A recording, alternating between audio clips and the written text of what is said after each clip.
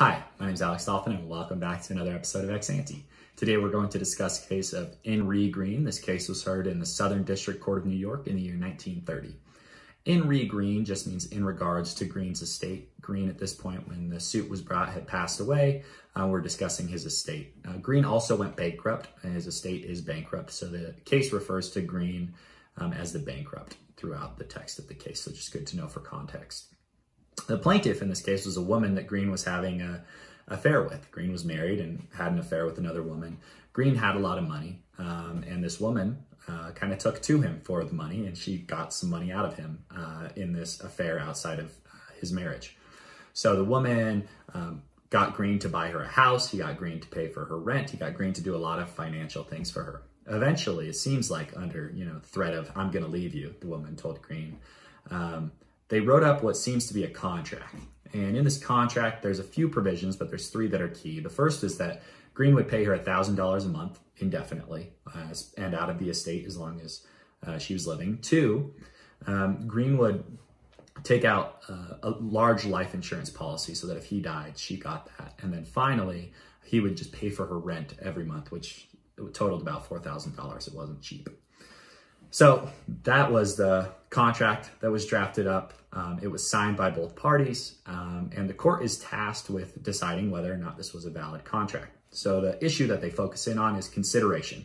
Consideration is a promise for an act, or a promise for a forbearance. So the court is deciding if this is going to be a valid contract, there has to be consideration. In the contract, there is a term that says this, valid consideration is given here in the form of $1. So the woman gives Greene $1, and it was the intention of the parties for that to stand up in court as consideration.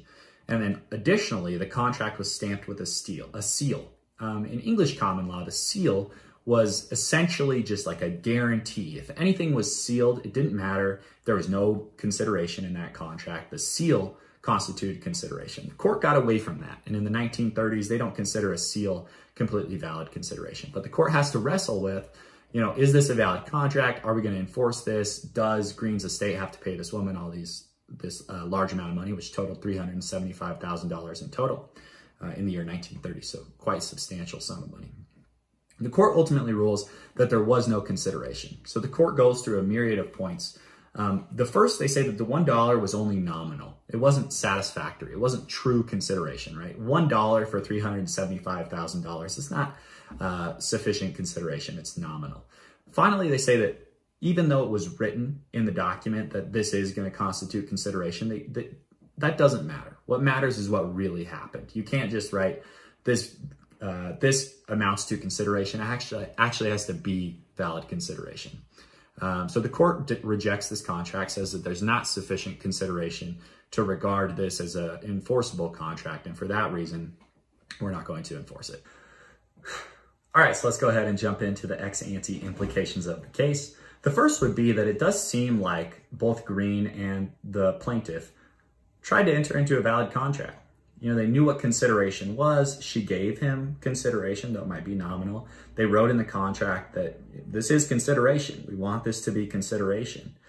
And both parties really intended for there to be an enforceable contract. But there wasn't one. And so what are the implications of this? That it doesn't allow two parties to contract, even though it might be unfair.